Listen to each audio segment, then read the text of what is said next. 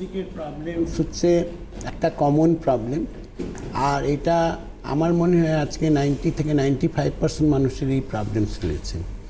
তো আজকে এই জায়গাটাকে আমরা কতটা গুরুত্ব দিয়েছি বা দিতে পেরেছি, এটা একটা প্রশ্ন আছে।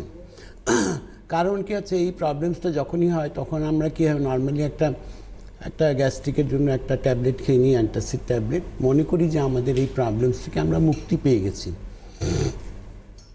কিন্তু আদৌ কিন্তু আমাদের এই মুক্তিটা হচ্ছে না।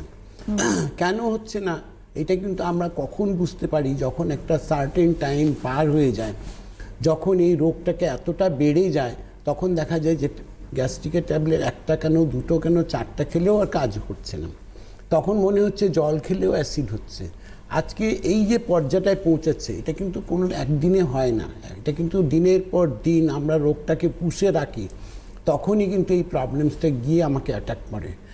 তখন দেখা যায় যে আমার আর কিছুতেই এটা সারছে না। আজকে সেই জায়গা থেকে রঙ্গোলি আয়ুর্বেদ আজকে যারা এই অ্যাকিউট প্রবলেম থেকে এসছেন আর কি, যে আমার স্যার আমি তো জল খেলে, আমি তো ভাত খেতে পারছি না, আমি তো জল খেলে আমার অ্যাসিড ফর্ম করছে, সেইখান থেকে মানুষকে রিলিফ দিয়েছে রঙ্গোলি আয়ুর্বেদিক।